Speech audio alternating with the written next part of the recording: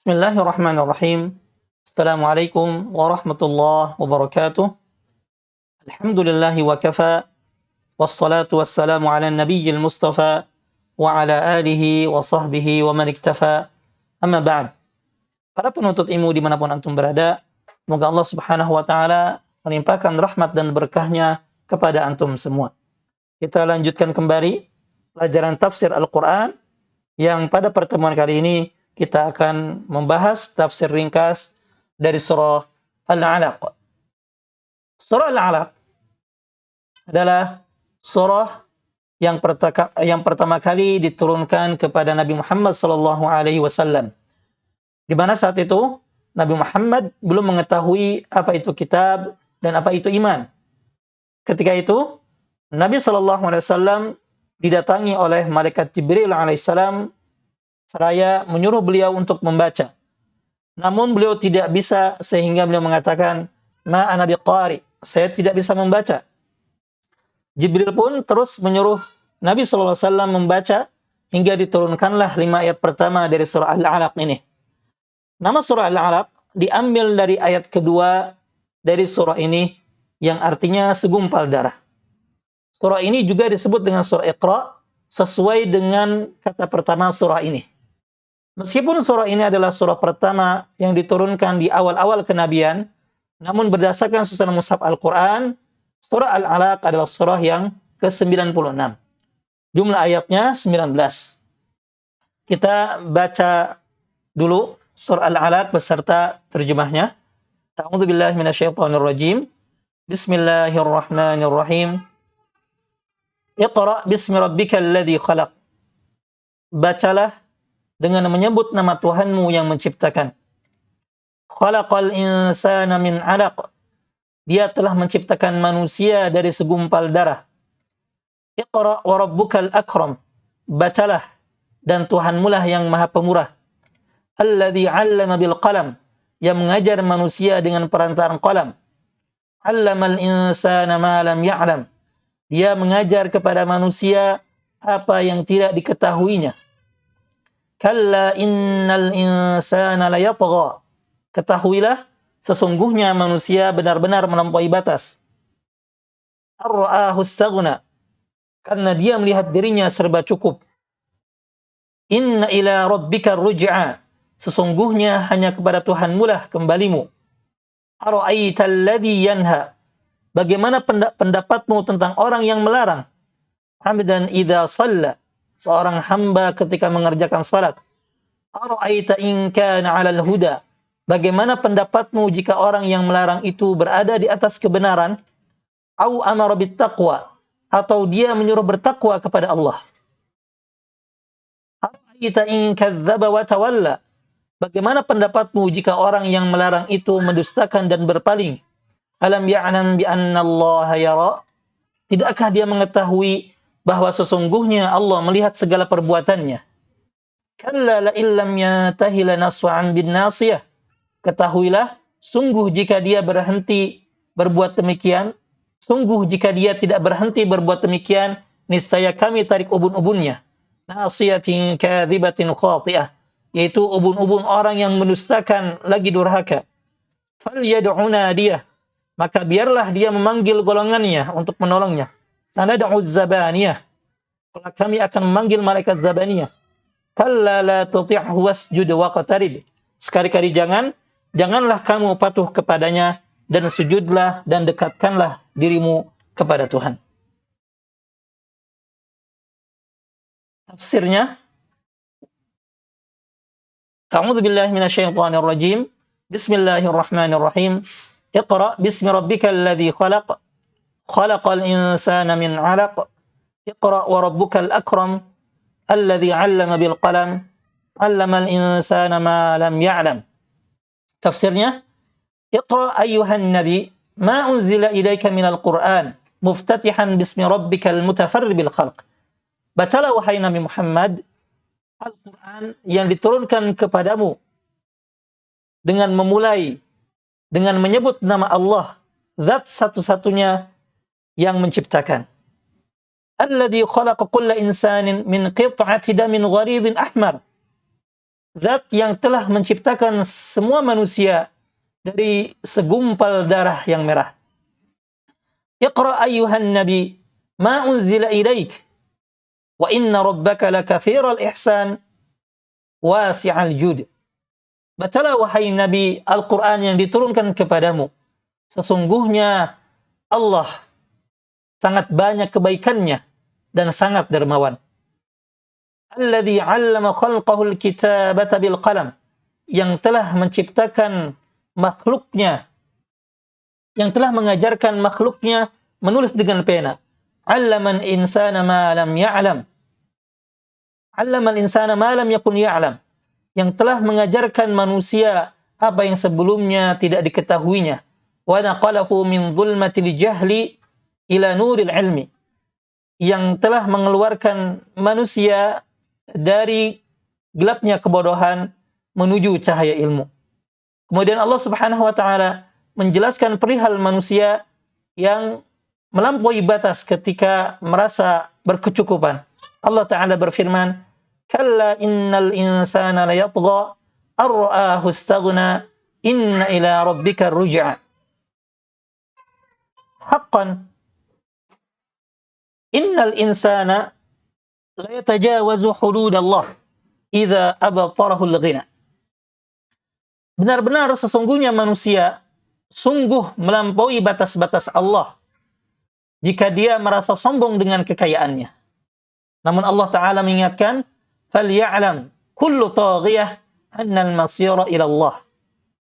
Hendaknya dia mengetahui, hendaknya orang yang melampaui batas itu mengetahui, sesungguhnya tempat kembali adalah kepada Allah. فَيُجَازِي كُلَّ إِنسَانٍ بِعَمَلِهِ. Kelak, mereka atau seluruh manusia akan dibalas setiap perbuatannya. Kemudian Allah Subhanahu wa taala menjelaskan perihal seseorang. Di sini adalah Abu Jahal yang melarang Nabi Muhammad SAW dan mengancam beliau salat di Ka'bah. Allah taala berfirman, "Ara'aita alladhi yanha 'abdan idza shalla? Ara'aita in kana 'alal huda aw amara bit taqwa?" Ara'aita a'jaba bin tughyani hadzal rajul wa huwa Abu Jahal alladhi yanha 'abdan lana idza shalla li rabbih wa huwa Muhammad sallallahu alaihi wasallam. Tidakkah kamu melihat yang lebih mengherankan dari laki-laki yang melampaui batas ini, yaitu Abu Jahal yang memiliki nama asli Amr bin Hisham bin Mughirah dari suku Makhzum, salah seorang pembesar Quraisy yang paling keras memusuhi Nabi Muhammad SAW. Sehingga dia dijuluki Fir'aun umat ini. Dan dia mati di Perang Badar. Yang mana apa yang dilakukan oleh Abu Jahal ini? Alladhi yanha 'abdan lana idza shalla li rabbih wa huwa Muhammad sallallahu alaihi wasallam. Yang mana Abu Jahal melarang dan mengancam Nabi Muhammad sallallahu alaihi wasallam yang salat kepada Allah di Ka'bah. Ara'aita in kana al-manhiyu 'anis salati 'ala al-huda fa kaifa yanha? Lalu Allah menegur Abu Jahal ini. Tidakkah kamu lihat bahwa orang yang kamu larang salat ini berada di atas petunjuk? Bagaimana kamu melarangnya? Aw in kana amiran ghairahu bittaqwa aw yanhahu 'an dzalik? Atau tidakkah kamu melihat bahwa orang yang memerintah manusia dengan ketakwaan, bagaimana kamu bisa melarangnya? Kemudian Allah Subhanahu wa taala berfirman, "Ara'aita in kadzdzaba wa tawalla?" Ara'aita in kadzdzaba hadan nahi bima yud'a ilaihi wa a'rada anhu? Tidakkah kamu lihat Abu Jahal yang mendustakan Nabi Muhammad SAW dan dakwah yang disampaikannya dan berpaling darinya? Alam ya'lam bi anna Allah yara? Alam ya'lam bi anna Allah yara kulla ma yaf'al? Tidakkah Abu Jahal ini mengetahui bahwasanya Allah melihat dan mengetahui segala yang dia kerjakan? Kalla la illam yantahi lanasfa'an bin nasiyah. Laisal amru kama yaz'amu Abu Jahal. La illam yarji hadha an syaqaqihi an syiqaqihi wa adhahu lana'khudanna bimuqaddami ra'sihi akhdan haniqan. Perkaranya tidak seperti yang diklaim oleh Abu Jahal. Seandainya dia tidak rujuk dari perbuatannya menyakiti Nabi sallallahu alaihi wasallam, apa ancaman Allah? Niscaya Allah akan menarik ubun-ubunnya dengan keras. Juga wa yutrahu finnar, dan dilemparkan ke neraka. Nasiyatin kadhibatin khati'ah, yang mana Abu Jahal ini nasiyatuhu nasiyatun kadhibah fi maqaliha khati'atun fi af'aliha. Ubun-ubun yang dusta dalam berkata dan keliru dalam berbuat. Lalu Allah Subhanahu wa taala menantang Abu Jahal agar memanggil teman-temannya. Fal yad'u nadiyah falyuhdhir hadha at-taghiyah ahla nadihi alladhina yastansiru bihim. Maka hendaknya Abu Jahal ini yang telah melampaui batas memanggil kelompoknya agar menolongnya. Sedangkan Allah Subhanahu wa taala sanad'u az-zabaniyah. Sedangkan Allah Subhanahu wa taala bagaimana dalam tafsir di sini? Sanad'u malaikatal azab. Akan memanggil malaikat azab yang disebut dengan malaikat zabaniyah. Namun kata Allah, kalla la tuti'hu wasjud waqtarib. Laisa al-amru ala ma yadhunnu Abu Jahal. Perkaranya tidak seperti yang disangka oleh Abu Jahal. Innahu lan yanalaka ayyuhar rasul bisu. Sesungguhnya engkau tidak akan mendapatkan kejelekan darinya. Oleh karena itu, fala tuti'hu fima da'aka ilaihi min tarkis salah. Oleh karena itu, janganlah engkau menaatinya dengan meninggalkan salat. Wasjud li rabbika waqtarib minhu bitahabbub ilaihi bi ta'atih. Hendaklah engkau sujud kepada Allah dan mendekatkanlah diri kepadanya dengan mencintainya dengan ketaatan. Jadi di sini dalam surah ini Allah Subhanahu wa taala menjelaskan tentang perintah pertama kepada Nabi sallallahu alaihi wasallam, yaitu untuk membaca, yang mana dengannya lah kita mendapatkan ilmu. Di sini juga Allah Subhanahu wa taala mengingatkan manusia yang telah menciptakannya dari segumpal darah, dan mengenai proses penciptaan manusia telah dijelaskan dalam Al-Qur'an secara detail, di antaranya dalam surah Al-Mu'minun ayat 12 sampai 15. Dalam surah ini juga Allah Subhanahu wa taala mengingatkan kepada kita tentang kekuasaan Allah Subhanahu wa taala dan nikmatnya kepada manusia, yang dengannya kita diunggulkan daripada malaikat, yaitu yang telah mengajarkan kepada manusia dengan pena yang sebelumnya tidak kita ketahui. Kemudian juga Allah Subhanahu wa taala di ayat yang ke-6 sampai 8 mengingatkan manusia yang apabila merasa cukup atau merasa kaya, dia melampaui batas. Padahal itu hanya titipan, dan sesungguhnya kita semua atau orang yang melampaui batas tersebut akan kembali kepada Allah. Lalu Allah Subhanahu wa taala di ayat yang ke-9 sampai 12 mengisahkan tentang Abu Jahal yang melarang Nabi sallallahu alaihi wasallam salat atau salat di Ka'bah. Padahal Nabi sallallahu alaihi wasallam adalah orang yang berada di atas petunjuk dan memerintahkan manusia kepada ketakwaan. Bagaimana hamba yang keadaannya seperti ini dilarang untuk salat?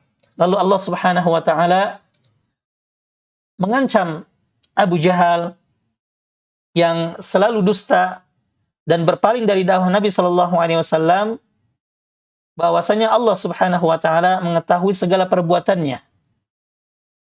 Dan kelak Abu Jahal akan ditarik ubun-ubunnya, yang mana ubun-ubunnya adalah orang yang dusta dalam berkata dan salah atau keliru dalam berbuat. Maka Allah Subhanahu wa taala mengancamnya agar memanggil teman-temannya atau kelompoknya agar menolongnya dari ancaman tersebut, namun Allah Subhanahu wa taala akan memanggil para malaikat zabaniyah yang akan mengazabnya.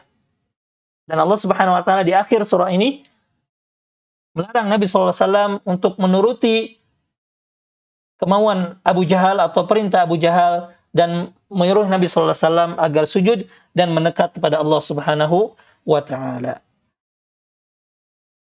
Ayat terakhir atau beberapa ayat terakhir meskipun berkenaan dengan Abu Jahal secara khusus, namun ayat-ayat tersebut dan ancaman tersebut berlaku bagi siapa saja yang melarang dakwah Nabi sallallahu alaihi wasallam dan dakwah Islam.